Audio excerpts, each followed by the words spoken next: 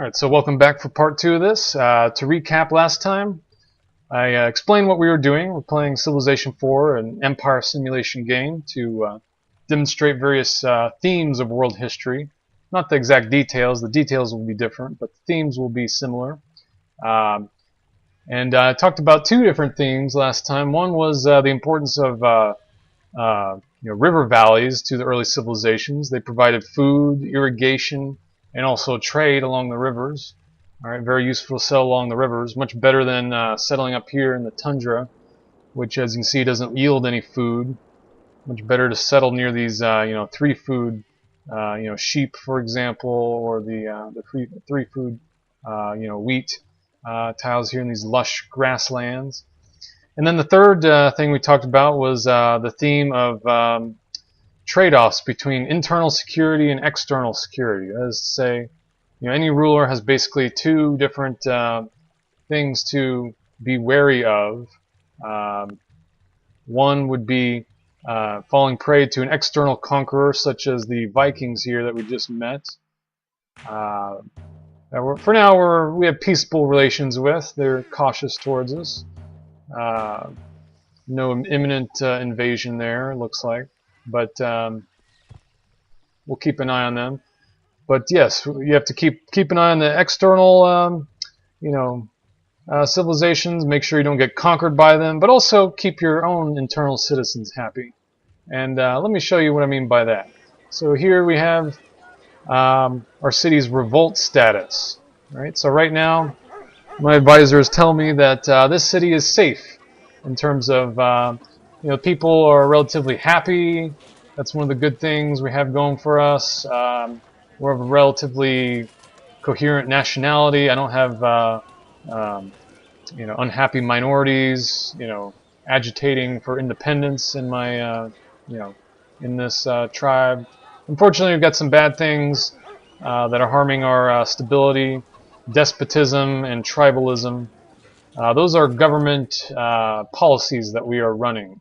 All right, these are basically our forms of government, our society's values that that this government's going to preach to its citizens, the types of labor that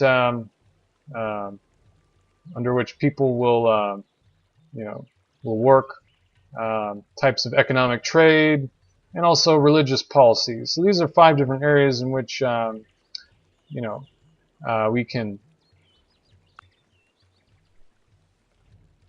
influence how our citizens will live. I won't go too much into the details of that, but obviously you can tell, despotism basically just means, rule of the strongest. Might makes right.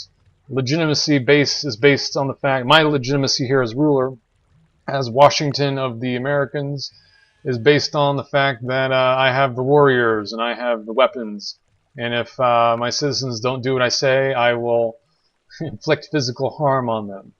All right? So not a very nice, gentle state of affairs. Here we have values. What does tribalism mean? Well, basically it means people put value on their extended family networks, on their tribes, right? As opposed to other values that they might have. So basically, kinship is very, very important to our early tribe here, as it was to most early human populations. Labor. What kind of labor do we have? Well, we're still mostly communal here. That is to say, small kinship groups pretty much, sharing things with each other. There's not really a huge division of labor. There's not really, class stratifications. Families pretty much pool their resources and try to get along as best they can. Later on, of course, we'll have other different labor regimes we can make legal in our empire. We can allow slavery, serfdom, caste systems, wage labor, emancipated wage labor, and so on. Right now for religion, we just have folk religions, basically people doing their own thing. We don't have any official state religion. We just kind of let people follow their own kind of folk beliefs, and that's where we're at right now.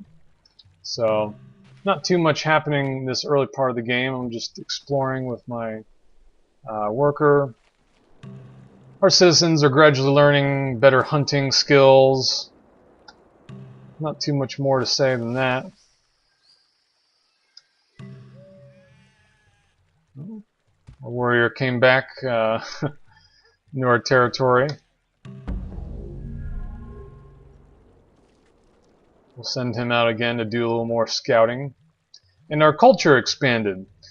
Our city's producing a little bit of culture, and as our culture accumulates, our settlers go out and colonize the surrounding countryside with our American citizens, and the Vikings themselves are doing the same thing. They are expanding their culture, their influence over the agricultural hinterlands around their little city-state, basically. All the term city-state means is basically your entire government is centered around one city. Basically, the government consists of that city plus the surrounding agricultural, hinterlands that will support the people in that city. So that's basically where we're at right now. We've got some wild wolves up here. Let's see if our warriors can withstand these wild beasts. Indeed they can. Alright. And we've learned... You will lose them both. Yes, if you chase 2 rabbits, you will lose them both. Once again, that brings us back to that theme of trade-offs, alright? Sometimes you have to trade off one thing against another. Right now our decisions aren't really that complex, but I'm sure we'll get into some more complex decisions as we go through. Right now I'm encouraging my citizens to learn more about animal husbandry so that we can learn how to domesticate and harvest these sheep right here, these sheep. And meanwhile the Viking scouts are out exploring. More wolves. We have our first worker. Okay. So what these workers are going to do is they're going to improve this river valley with some more farms. Alright, so that'll increase our food output even more than what we have right now. That'll be very, very helpful. And actually, I want this worker to go up here and improve this wheat first and foremost. Putting a farm on this will add, actually, believe it or not, a whole 3 food per turn, plus some raw materials that we'll get from that. So, not too much exciting happening in these early parts. We have some marble resources up here. Up in the tundra, kind of far away from us, not really that lucrative to settle any citizens up there just to harvest the marble, because the rest of the land is pretty desolate. We're definitely up kind of near the polar regions. Look at that. We finished our farm in this lush river valley, and already we have 7 food per turn, much better. Coming out of that Blessed shall be the fruit of thy cattle, the increase of thy kind, and the flocks of thy sheep. Yes, so we've learned animal husbandry, as is referred to in the Bible, famously, here in this passage. So we'll be able to work those sheep. And now what do we want? Well, probably I'm going to say sailing, because what we're going to want to do is settle a city back here for these wonderful seafood resources, and sailing will connect our cities with trade right away, so that we can immediately get some commerce going between our various cities.